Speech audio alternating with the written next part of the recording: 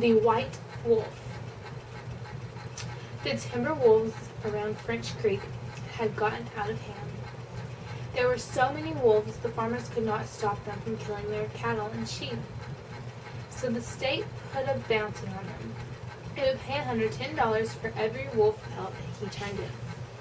A butcher in town named Bill Williams thought that was pretty good money. He stopped working as a butcher and started killing wolves. He was good at it. Every year he killed over 500 of them. That came to more than $5,000. It was quite a bit of money in those days. After 4 or 5 years, Bill had killed so many wolves there were hardly any left in that area. So he retired, and he vowed never to harm another wolf because wolves had made him rich. Then one day a farmer reported that a white wolf had killed 2 of his sheep. He had shot at it and hit it, but the bullets didn't have any effect. Soon that wolf was seen all over the countryside, killing and running, but nobody could stop him. One night, it came into Bill's yard and killed his pet cow. Bill forgot about his decision never to harm another wolf. He went into town the next morning and bought a young lamb for bait. He took it out into the hills and tied it to a tree.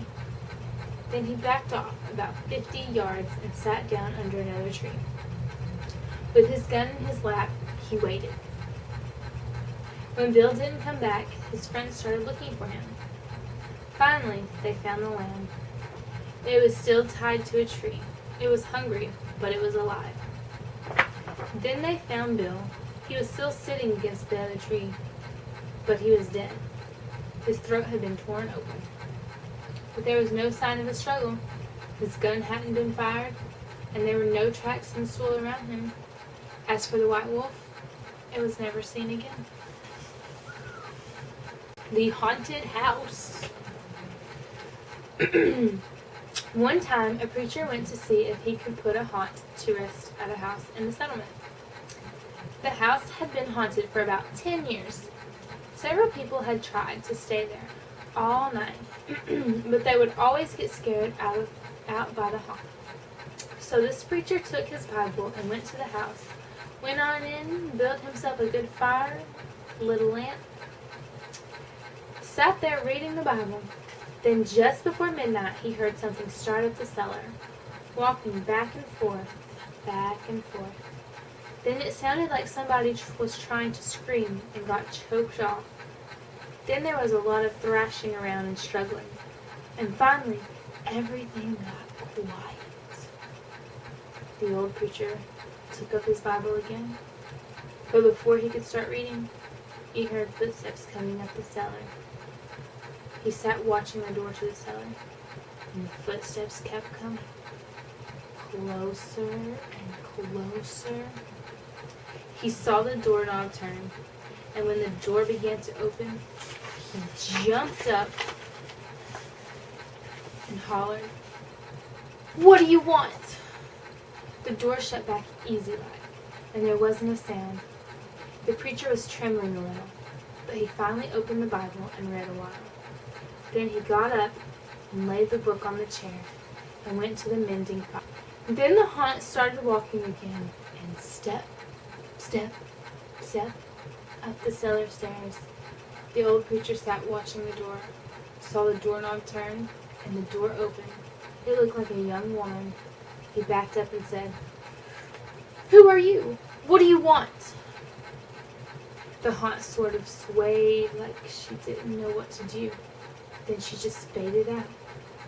The old preacher waited and waited, and when he didn't hear any more noises, he went over and shut the door. He was sweating and trembling all over, but he was a brave man, and he thought he'd be able to see it through. So he turned his chair to where he could watch, and he sat down and waited. It wasn't long before he heard the haunt start up again, slowly.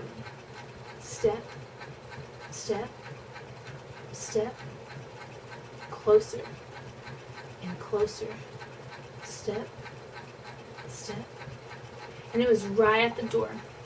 The preacher stood up and held his Bible out before him. Then the knob slowly turned, and the door opened wide.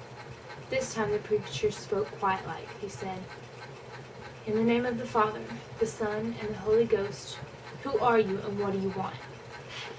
The haunt came right across the room straight to him and took hold of his coat. It was a young woman about 20 years old. Her hair was torn and tangled, and the flesh was dropping off her face so he could see the bones and part of her teeth. She had no eyeballs, but there was a sort of blue light way back in her eye sockets, and she had no nose to her face. And then she started talking. It sounded like her voice was coming and going with the wind blowing it. She told how her lover had killed her for her money and buried her in the cellar. She said if the preacher would dig up her bones and bury her properly, she could rest. Then she told him to take the end joint of the little finger from her left hand and to lay it in the collection plate at the next church meeting, and he'd find out who had murdered her. And she said, "If you come back here once more after that, you'll hear my voice at midnight, and I'll tell you where my money is hid, and you can give it to the church." The haunt sobbed like she was tired, and she sunk down toward the floor and was gone. The preacher found her bones and buried them in the grave room. The next Sunday, the preacher put the finger bone in the collection plate, and when a certain man happened to touch it, it stuck to his hand. The man jumped up and rubbed and scraped and tore at the bone, trying to get it off. Then he went to screaming like he was going crazy. Well, he confessed to the murder, and they took him on to jail. After the man was hung, the preacher went back to the house one midnight, and the haunt's voice told him to dig under the hearthrug. He did, and he found a big sack of money. And where the haunt had held onto his coat, the print of those bony fingers was burned right into the cloth. It never did come out.